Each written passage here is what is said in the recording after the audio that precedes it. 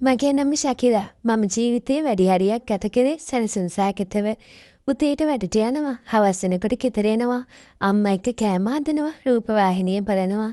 මගේ ජීවිතේ තනිකම කියන දේ මට තදින්ම දැනුනේ නැති වුණත් හුස්මක් ගන්නවත් නැති කාර්ය බහුලත්වයේ ඇතුලේ හිස්තැනක් තිබුණා. ඒ හිස්තැන පුරවන්න මම ලොකු උත්සාහයක් ගත්තේ නැහැ. සමහර විට මම බය වෙන්නේ නැති. ඒ හිස්තැනට වැරදි දෙයක් ඇවිත් මගේ ජීවිතේ තව අවුල් කරයි කියලා. සාමාන්‍යයෙන් මට ඇඳුම් ගන්න ඕන වුණාම මම යන්නේ අම්මා එක්ක. අම්මා තමයි හැමදාම මගේ හොඳම යාළුවා. මගේ රුචිකත්වය, මගේ සිරුරට ගැළපෙන දේවල් ගැන අම්මට හොඳ අවබෝධයක් තිබුණා. ඒත් ඒ දවසේ අම්මට හදිසි වැඩක් ආවා. නංගිගේ දරුවා අසනීප වෙලා. ඉතින් අම්මට එහෙ යන්න සිද්ධ වුණා. මටත් අලුත් ගවුමක් ගන්න ඕන වෙලා තිබුණේ ඉදිරි සතියේ තියෙන මගේ යාළුවෙකුගේ උපන්දින සාදයට. ඉතින් මට තනියම යන්න වුණා. සාමාන්‍යයෙන් මම යන රෙදි කඩේටමයි මම ඒ දවසෙත් ගියේ. ඒක ටිකක් පොඩි කඩයක් වුණත් එයාලා ළඟ තියෙන ඇඳුම් හරිම ලස්සනයි. ඒ වගේම මිලත් සාධාරණයි. කඩේ ඇතුළට යනකොට මට දැනුනේ පුදුම පාළුවක්. සාමාන්‍යයෙන් කඩේ හැම තැනම ඉන සේවක කවුරුත් පේන්න හිටියේ නැහැ. මට මතකයි අන්තිම වතාවට මම අම්මා එක්ක ආපු වෙලාවේ ගෑනු ළමයි දෙතුන් දෙනෙක්ම හිටියා. කවුරුත් නැද්ද? මම හෙමින් කටහඬ අවදි කළා. "ඔව්, කවුද?" කඩේ පිටිපස්සෙන් ඒ කටහඬ හරිම මිහිරි. ඒත් එක්කම එතනින් මතුවුනේ හරිම කඩවසම් තරණයෙක්. මම හිතුවට වඩා ගොඩාක් පොඩි පෙනුමක් තිබුණේ ඔහුට. සමහර විට 22ක් විතර ඇති. මට නම් එයාට වඩා අවුරුදු 8ක් 10ක් විතර වැඩි ඇති. මගේ හිතට අමුතුම හැඟීමක් ආවා. මේ වගේ තරුණයෙක්ද මේක බලාගන්නේ. ඔව්, හරිම ආදරණීය විදියට hina වුණා. අද කඩේ වැඩ කරන අය නිවාඩු. ඉතින් මම තමයි බලාගන්නේ. මොනවද බලන්නේ? මට ගවුමක් ගන්න ඕනේ. මම කිව්වේ පොඩි අපහසුවකින්. මොකද මේ වගේ කඩේක තරුණයෙක්ගෙන් ඇඳුම් ගන්නකොට පොඩි චකිතයක් ඇති වෙන එක සාමාන්‍ය දෙයක්. ඔහු මට විවිධ වර්ගයේ ගවුම් පෙන්නුවා. ඔහුගේ ඇස්වල තිබුණේ හරිම උනන්දුවක්. මම ඒ අතරේ නිල් පාට දිග ගවුමක් තෝරගත්තා. ඒ ගවුමේ උඩ කොටසට ලේස් වැඩ දාලා තිබුණා. ඒක මට ගැලපෙනවද කියලා බලන්න ඕන වුණා. මේක මට try කරලා බලන්න පුළුවන්ද? මම ඇහුවා. "ඔව්, එහා පැත්තේ තියෙන ෆිටෝන් රූම් එක. ඒකට ගිහින් try කරන්න." මම ෆිටෝන් රූම් එකට ගිහින් ගවුම ඇඳගත්තා. ඒක හරිම ලස්සනයි. ඒත් මට දැනුනේ ටිකක් ඉන හරිය තදයි කියලා. පපුව හරිය ටිකක් හිර වුණා. මේක පොඩ්ඩක් සයිස් මදි වගේ. මම එළියට ඇවිත් ඔහුට කතා කළා. "මේක ටිකක් ඉන හරිය හිරයි. මට ඊළඟ සයිස් එක දෙන්න පුළුවන්ද? මේකේ පපුව හරියත් හිරයි වගේ."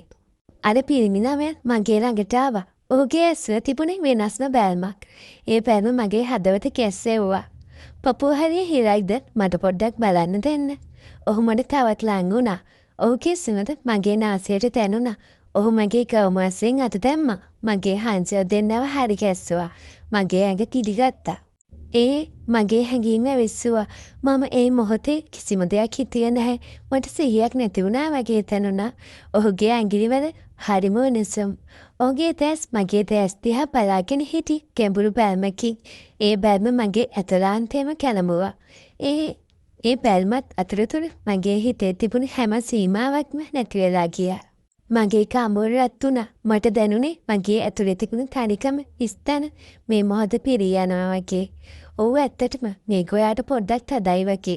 ඊළඟ සයිස් එක ගේන්නම්." ඔහු කිව්වේ හරිම සංසංව. ඒත් ඔහුගේ ඇස්වල තිබුණු දගකාරකම මට හොඳටම පෙනුණා. ඔහු හැල්ල ගියා. මම එතනම අඩපණ වෙලා හිටියා. මගේ හදවත තාමත් ඒකෙන් ගැහෙනවා. මාමගේ පපුවට අත තියාගත්තා. ඔහුගේ උණුසුම තාමත් එතන රැඳී තිබුණා වගේ. ඔහු ඊළඟ සයිස් එක ගෙනත් දුන්නා. මම ඒක try කරලා බැලුවා. ඒක නම් හරියටම ගැලපුණා. "මේක හරිද?" ඔහු ඇහුවා. "ඔව්, මේක හොඳයි." මම යාන්තම් කටහඬ අවදි කළා. මගේ ඇස් දෙක තාමත් ඔහුගේ මුහුණ දිහා බලාගෙන හිටියා. ඔහුගේ හිනාව මගේ හදවතට පුදුම සතුටක් ගෙනාවා. "මේක ගන්නවා නම් ඔයාට ගොඩාක් ලස්සනයි." ඔහු කිව්වේ අවංකවම. "ඇත්තටම ඔයා හිතනවද මේක මට ලස්සනයි කියලා?" "ඔව්, ඔයාට හරියටම ගැලපෙනවා. ඔයාගේ රූපයට හොඳටම ගැලපෙනවා." ඔහුගේ වචන මට හරිම ප්‍රසන්න වුණා. මම ඒ ගවුම ගත්තා. බිල ගෙවන්න කවුන්ටරේ ළඟට යනකොට මට දැනුනේ අමුතුම සතුටක්. මේ කඩේට ඇඳුමක් ගන්න වුණත් මට හම්බ වුණේ ඊට වඩා වටිනා දෙයක්. ඔයා හැමදාම මෙහෙම තනියමද මේ කඩේ බලාගන්නේ? මම අහලා දැම්මා. නෑ සාමාන්‍යයෙන් නම් අනිත් අයත් ඉන්නවා. අද තමයි මේ වගේ දවසක් ආවේ. ඔව් කිව්වේ හරිම දගකාර හිනාවකින්. එහෙමද? මම නිකමට ඇහුවේ. මම හිනා වුණා. මම මිස්ටර් මගේ නම්බර් එක දෙන්නම්. ඇඳුම චේන්ජ් කරගන්න ඕනව මට කෝල් එකක් දෙන්න. පුදුම වුණේ නැහැ වගේ. හරිම ඉක්මනට ඔහුගේ දුරකථනයන්ගේ මගේ දුරකථනයට රත් කළා. මම කිත්සර. ඔයා? මම ශකිරා. මම කඩෙන් එළියට ආවේ අලුත් ලෝකයකට ඇවිත් මගේ ඇඟිලි තාමත් කිත්සරකේ උණුසුම රැගෙන යනවා වගේ දැනුණා. මම මගේ ෆෝන් එක අරගෙන ඔහුගේ අංකයට පණිවිඩයක් යවුවා. Thanks for the dress. It was lovely meeting you. විශේෂත්වයක් නොදැනී ඔහුගේ පිළිතුරක් ලැබුණා. You are welcome, Shakira. It was lovely meeting you too.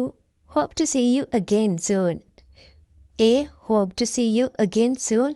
කියන වචන ටික මගේ හිතට පුදුම ආශ්වාදයක් ගෙනාවා. ඒක සාමාන්‍ය කතාවක් විතරක් නෙවෙයි කියලා මට හිතුණා. එදා රෑ මට නිින්ද ගියේ නැහැ. මට හිතාගන්න බැරි වුණා සිද්ධ වුණු දේ ගැන. මම කවදාවත් නොහිතපු මොහොතක මගේ ආදරේ මට හම්බ වුණා.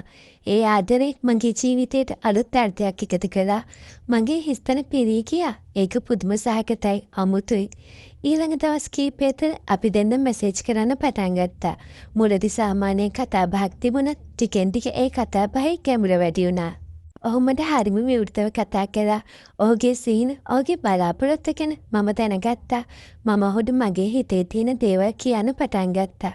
අපි දෙන්න අතරේ තිබුණු වයස් පරතරේ මට මුලදී පොඩි බයක් ඇති කළත් ඔහු ඒක මට කවදාවත් දැනෙන්න දුන්නේ නැහැ.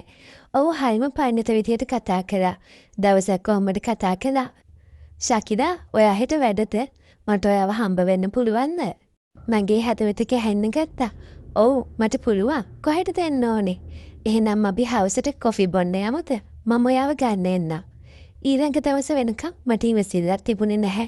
මම කන්නාඩිය ළඟට ගිහින් හැඩවුණා. එදා කිත්සරගේ කත නිල් පාට ගවුම අඳින්න මට හිතුණත් මම අවසානයේදී වෙනත් ගවුමක් ඇඳගත්තා. ඔව් හවස මාව ගන්න ආවා. ඔහු හිටියේ හරිම සරල විදිහට. සුදු ටී-ෂර්ට් එක, ඩෙනිම් කලිසමක්. ඒත් ඒ සරල බවත් එක්ක ඔහුට අමුතු ආකර්ෂණයක් තිබුණා. ඔයා හරිම ලස්සනයි ශකිරා. ඔහු මගේ දිහා බලාගෙන කිව්වා. මගේ කම්මුල රත් වුණා. ඔයාත් හරිම ලස්සනයි. මම යාන්තම් කිව්වා. අපි කොපි ෂොප් එකකට ගියා. එතනදී අපි පැය ගණනක් කතා කළා. මට දැනුනේ මම ඔහුත් එක්ක අවුරුදු ගාණක් තිස්සේ දන්නවා වගේ. ඔහු මගේ අත අල්ලගත්තා. මගේ හදවතට පුදුම සැනසීමක් ගෙනාවා. ඒක මුලින්ම දැනු වගේම ශක්තිමත්. ශකිරා, මට ඔයාව එදා දැක්ක දවසේ ඉඳන් මගේ හිතේ ඔයා ගැන පුදුම හැඟීමක් ඇති වුණා. කිත්සර, මටත් එහෙමයි. මට හිතාගන්න බැරි වුණා මේ හැඟීම කොහෙන්ද ආවේ කියලා. මටත් ඔයා නැතුව ඉන්න බැහැ වගේ දැනෙනවා. අපි දෙන්න එදා රාත්‍රියේදී ආපහු ගෙදර එනකොට ඔහු මාව ගේ ළඟින් බස්සන්න කලින් මගේ නාල සිප ගත්තා. ඒ සිප ගැනීම හරිම මෘදුයි. ඒ වගේම සෙනෙහබරයි. මගේ හිතේ තිබුණු හැම ප්‍රශ්නයක්ම නැති වෙලා ගියා. මට දැනුනේ මම ජීවිතේටම මෙච්චර සතුටක් අත්විඳලා නැහැ වගේ. මම නොහිතපු මොහොතක මගේ ආදරේ මට හම්බ වුණා. ඒ ආදරේ මගේ ජීවිතේට අලුත් ආලෝකයක් ගෙනාවා. කිත්සර කියන මේ තරුණයා මගේ ජීවිතේට ආවේ මාව කවදාවත් හිතපු නැති තැනකට අරයි යන්න. මගේ ජීවිතේ අලුත් පරිච්ඡේදයක් පටන් අරගෙන තිබුණා. ඒක කොච්චර දුරට යයිද මොනවා වෙයිද කියලා මම දැනගෙන හිටියේ නැහැ. ඒත් මට ඕනේ වුණේ ඒ ගමන ඔහුත් එක්ක යන්න.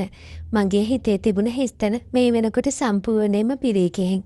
ඒ වෙනුවට දැන් තියෙන්නේ ඔහු ගැන ආදරේ, බලාපොරොත්තු සහ නොසන්සුන් හැඟීම්.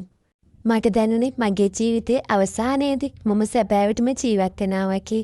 මේකේ අවසානයේ මොකක් වෙයිද කියලා මම නොදැන හිටියා. මම මේ ගමන යන සූදානම් ඔහුත් එක්ක.